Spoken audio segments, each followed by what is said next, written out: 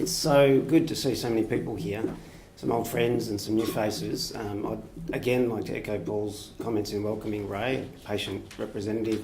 I actually know Ray from several years ago now when I was a registrar working with my mentor Malcolm Douglas, who was a great surgeon in this field, so it's terrific to see Ray so many years later doing so well.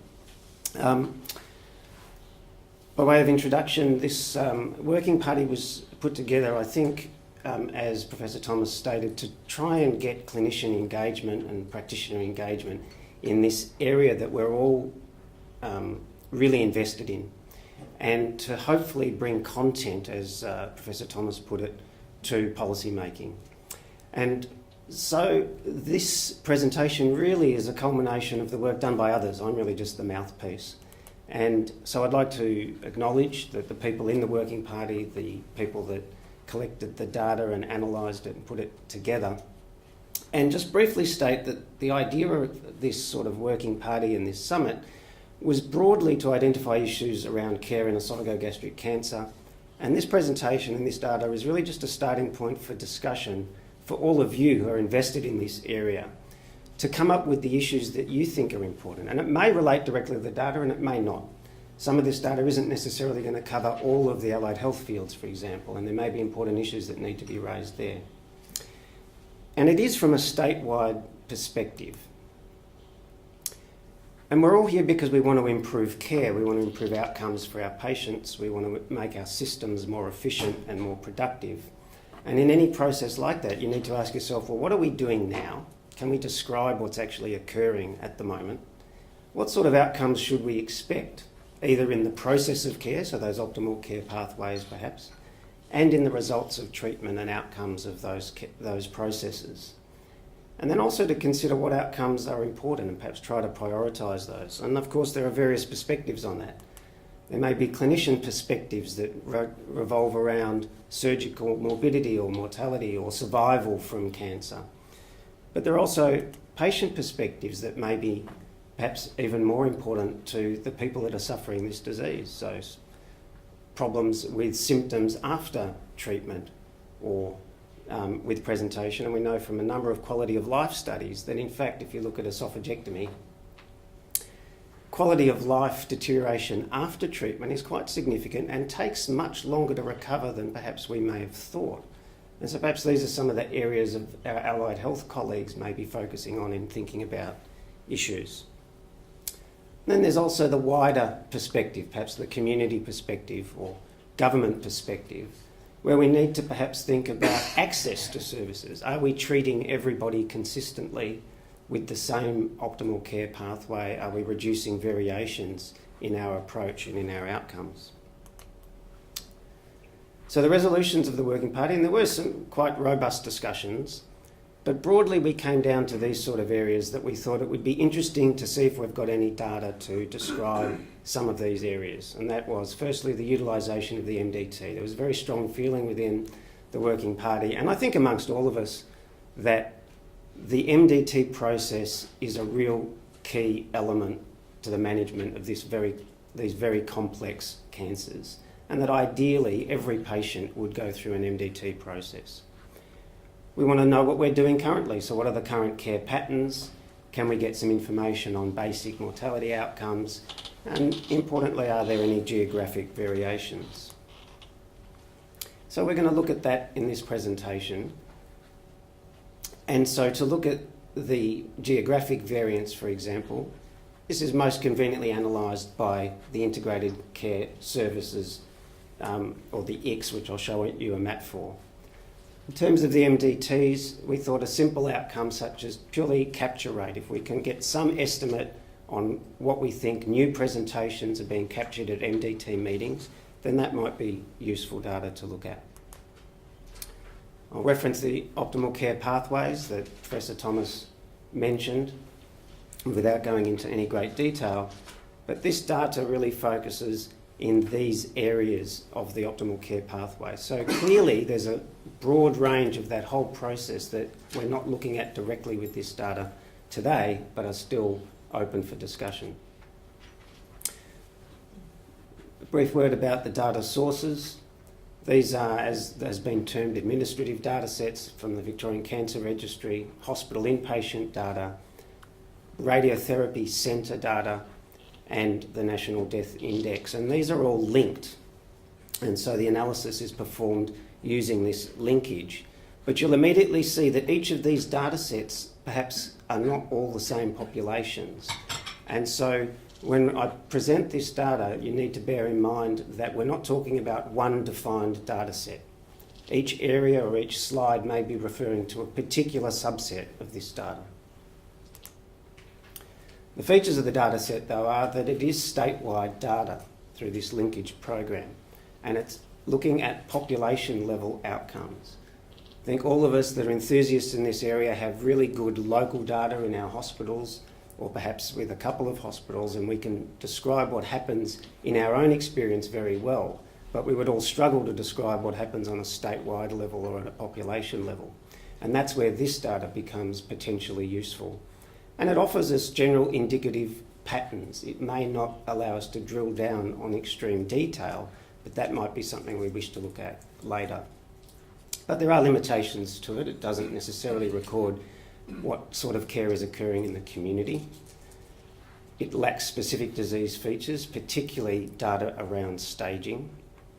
It does rely on hospital coding, and all of us that work in the major public hospitals know that coding sometimes cannot be quite as accurate as we would like it as clinicians.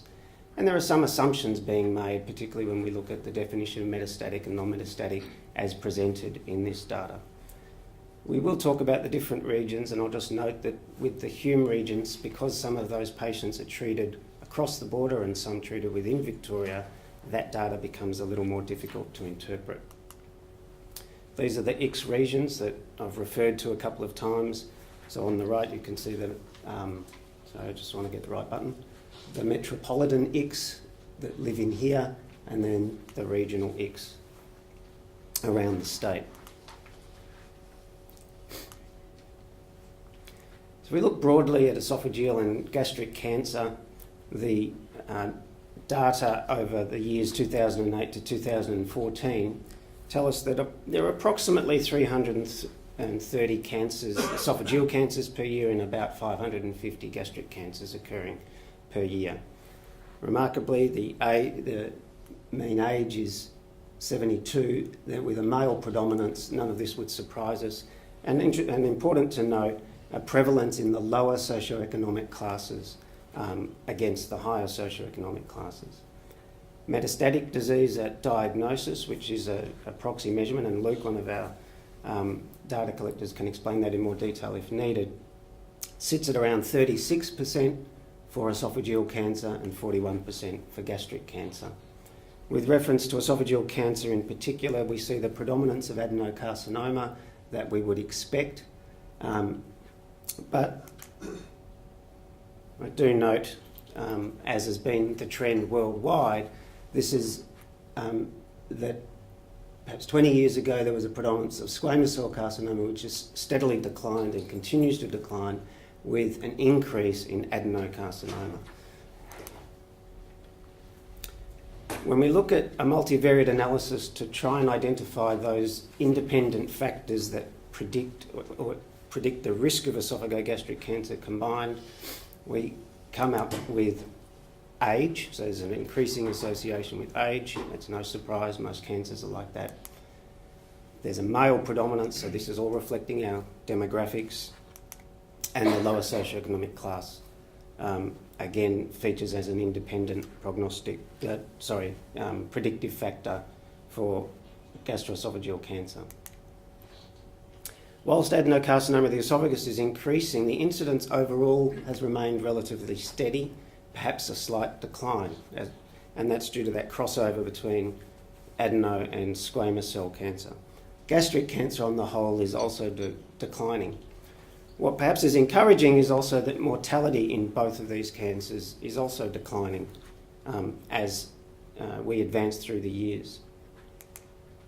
And that mirrors an increase in relative survival for both of those cancers.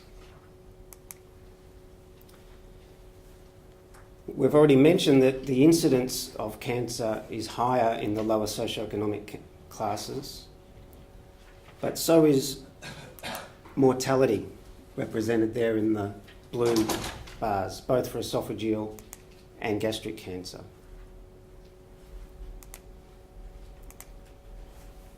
Again, I'll reference the optimal care pathways only to point out that this, the committees that were involved in looking at the literature and coming to a consensus have suggested that in terms of treatment timeframes, we would hope to commence treatment within a month of diagnosis, established diagnosis. If we look at non-metastatic esophageal adenocarcinoma, this data is limited to the ability to analyse in particular the radiotherapy data subset, and hence the perhaps lower numbers than we might expect for the population as a whole in 1 year. We would expect about 300 cases. You can see that there's a distribution of patients that receive neoadjuvant chemotherapy followed by surgery, or chemoradiation followed by surgery, and some patients proceeding directly to surgery.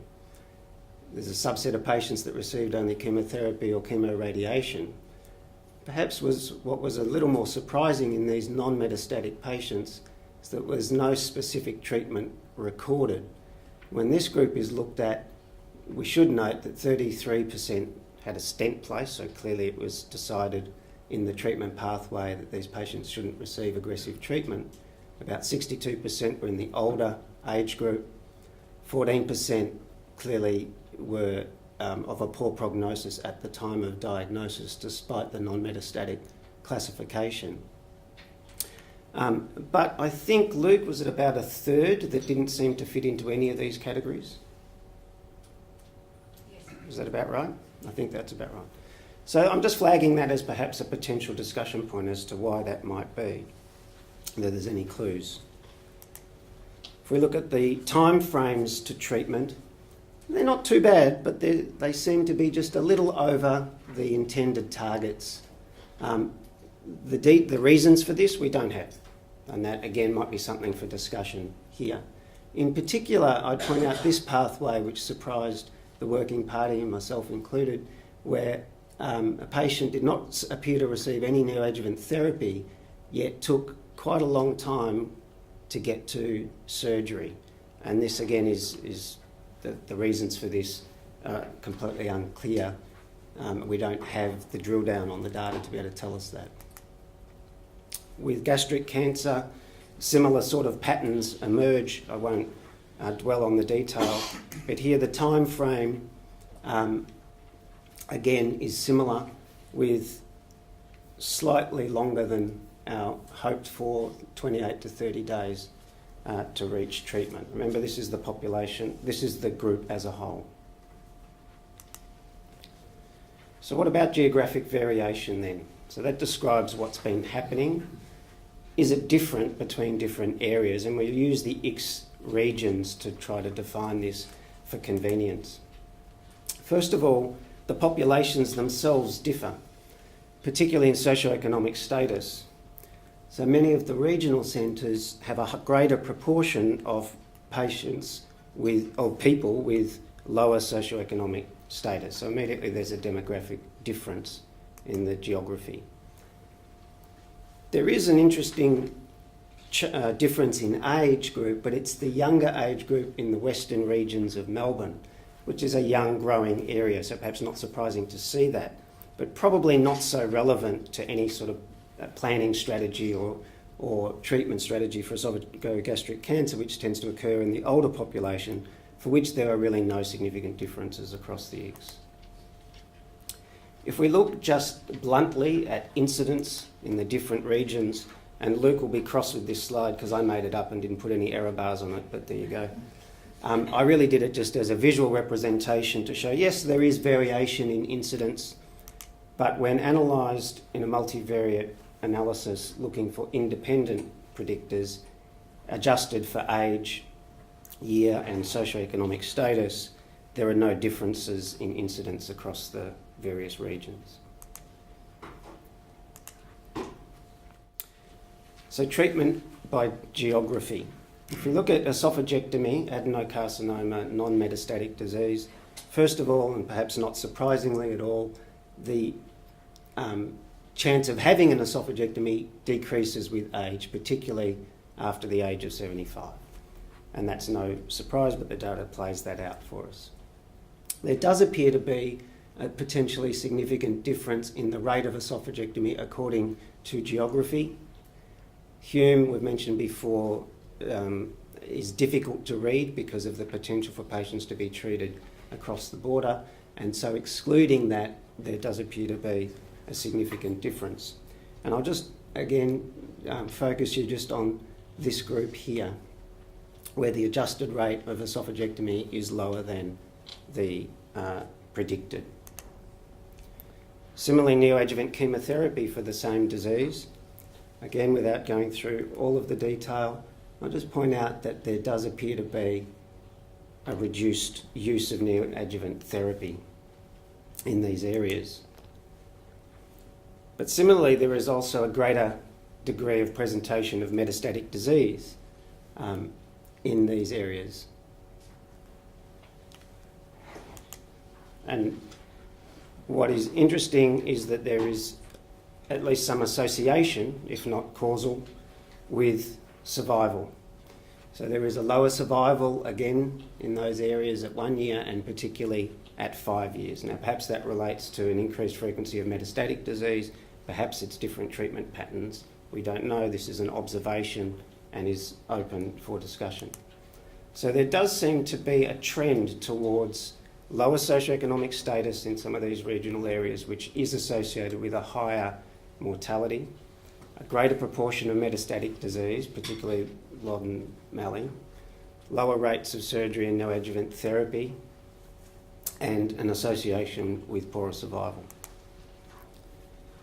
For gastrectomy, the trends are similar, but not I think, as demonstrative. Slightly lesser use of surgery, but when adjusted, not particularly significant. Neoadjuvant chemotherapy does appear to be more significantly or used less in some of these areas, even when adjusted. And metastatic presentation appears reasonably even across the board. But again, survival seems lower in some of these geographic regions where there seemed to be lesser use of chemotherapy. In terms of using chemotherapy for metastatic disease, there is some regional variation, but when Hume is excluded, it's not significant. Well, what about where patients get treatment? If we look at esophagectomy, and this table at first is a little complex to understand, but this is the ICS of residence here, and this is where treatment occurred. And so where the same ICS intersects is where you're getting treatment within your own ICS, if you like. And broadly speaking, for esophagectomy in the metropolitan areas, it sits around between 60 and 70%. The regional centres, perhaps more predictably, tend to have patients treated for esophagectomy elsewhere. For gastrectomy, the same sort of pattern occurs, although there is a bit more local treatment.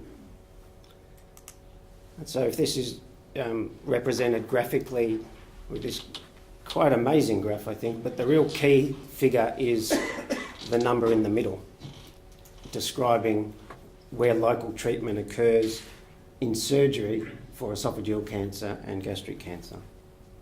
So there's about a 30% movement of patients across ICS. Similarly, for chemotherapy, the same table can be drawn for esophageal cancer as well as for gastric cancer.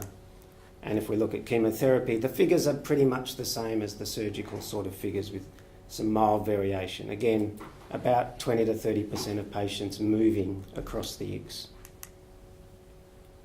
So what about MDT utilisation?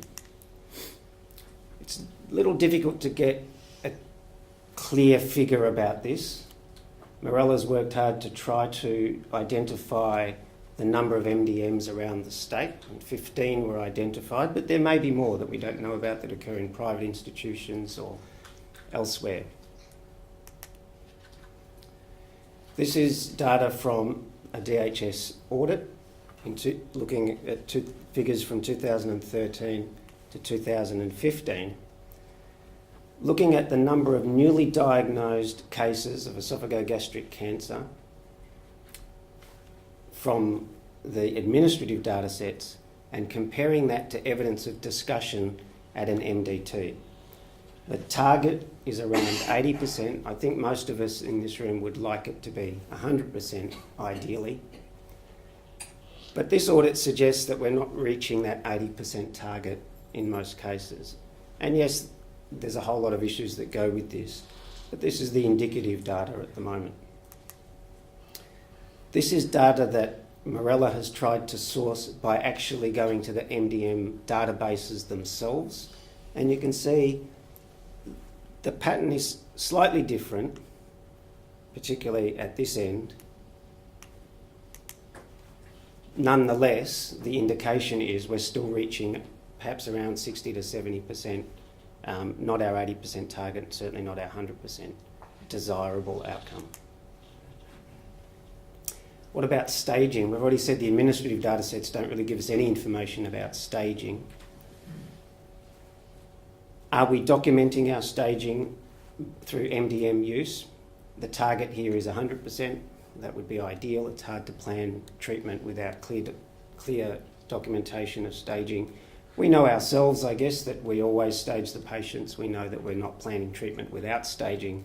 The issue here is whether it's documented in a way that is easily found, because of course in the team it's not just the surgeons or the oncologists delivering care.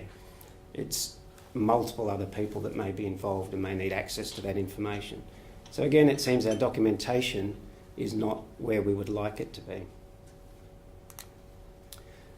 So what can we get from this data? Well, I think these are just some summary points of interest. Again, we may wish to discuss them further, or we may request to try to drill down on them, or we may choose to discuss things related but not directly presented here. I think there is a trend for improving survival, and that's encouraging. We all need some encouragement in this area of work. It's hard work. Patients often have advanced disease and difficult outcomes, and it can be difficult work. But it seems on the whole we are making advances. The time to treatment for surgery or chemotherapy seems to be longer than our optimal time frame agreed with the optimal care pathways. Clarity around why that is, or perhaps what we can do about it, is more relevant in our discussion today. There seems to be regional variation for 5-year survival. It seems to correlate with the proportion of lower socioeconomic class metastatic presentation, where the patients may be just simply presenting later in some of these regions, and the use of aggressive therapies. But it does raise the question, is there an access issue? There is patient flow across the ICS. The reasons for them aren't always entirely clear, particularly between the metropolitan things. But I'm thinking more along the lines of metropolitan and regional. Is there a case for formalising networks and having more defined pathways? And the MDTs, I think all of us would, as I've said and has been stated by others, it would be nice to ensure that all patients have access to an MDT pathway. The data at the moment indicates that's probably not happening. One of the questions will be, how can we improve that? And I'll leave it there. Simply again acknowledging everyone that's contributed. Thank you.